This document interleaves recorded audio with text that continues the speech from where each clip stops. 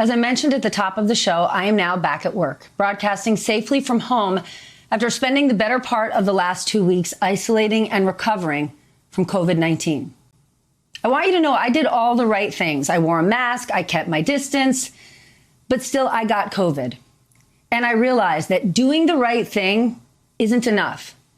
Our federal government isn't giving the incentive or the punitive consequences to influence the decisions we're making every day. Virtually no financial support for those who can't afford to isolate and stay at home. And no legal action, real legal action, for those who just refuse. For my husband and me, COVID has been like a brutal flu. For our kids, no symptoms whatsoever. But without access to rapid testing or the financial and job security to devote the last 2 weeks to quarantining, all of us would have spread it. Yes, the isolation days are not easy, but they're necessary. And yet millions of people can't afford to isolate. They're walking around and don't know they have it. Or worse, they just don't care. And we're all just crossing our fingers waiting for a vaccine.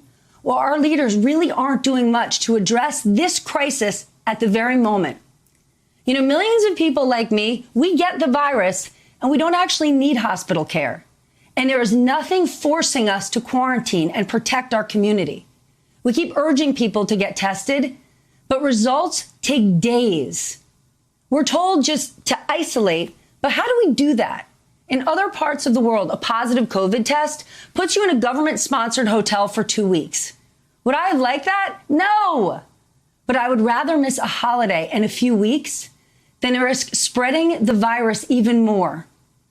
Maybe killing my extended family. It started with my husband the day before Thanksgiving. He woke up not feeling that great, kind of like a hangover, which he's had before. But because it was right before a holiday, we took action. On any other day, I don't think we would have gotten him tested. But to be safe, we did. And he tested positive. So we all immediately isolated. My husband on his own, me on my own, and my 3 kids basically taking care of themselves, relying on friends and neighbors to drop off food at our door. I tested positive 2 days later. Had we not tested, our family would have potentially exposed our colleagues, our neighbors, our kids' schools. We were 1 day away from unknowingly, potentially being super spreaders. We are so lucky that we got tested so quickly. We are so lucky to be privileged. But betting on luck is a failed national strategy. I have had all sorts of strange symptoms, different ones every single day. But the worst was the fear and anxiety of what each day was to bring and who I may have infected. Fears that for me were all manageable because I'm very lucky to have great doctors who are answering my calls. And because I was able to put my life on hold and focus on my health for nearly 2 weeks. That is not a normal circumstance for most Americans.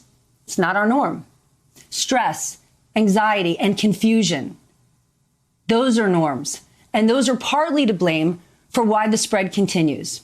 Take this example of somebody else who's doing the right thing. The person who cuts my hair, who I had potentially exposed. She canceled her Thanksgiving. She took her kids out of school. She stopped going to work and in turn made $0 for the next nearly 2 weeks. She waited 3 hours to go get a test that came back negative 8 days later. That's what we're asking America to do. Do you think millions of people are doing that for real? The answer is many of them are not. And here's why. The truth is, when you have COVID like I do, you can shop, you can work, you can send your kids to school, all while spreading this virus.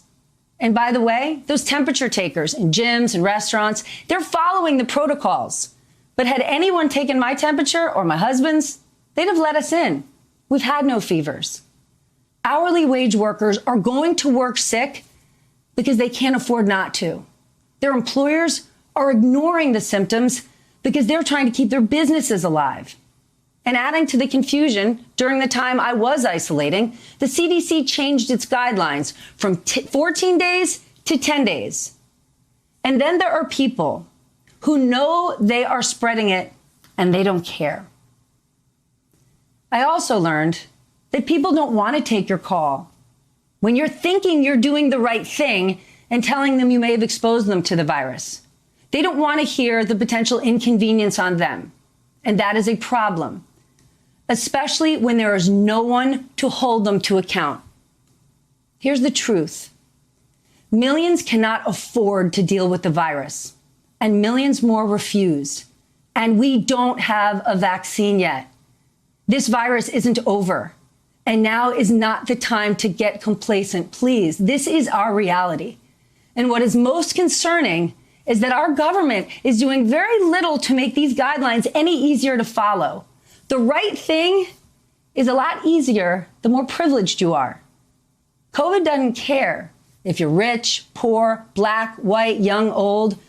COVID doesn't care if it's Thanksgiving, Christmas, or your birthday. But how we manage this virus is a whole lot easier if you are lucky to have the privilege of support. The only way we can get through this is to have a system that works for everyone. And after having COVID, I know now more than ever, we absolutely do not. We got to change that. Hey there, I'm Chris Hayes from MSNBC. Thanks for watching MSNBC on YouTube. If you want to keep up to date with the videos we're putting out, you can click subscribe just below me or click over on this list to see lots of other great videos.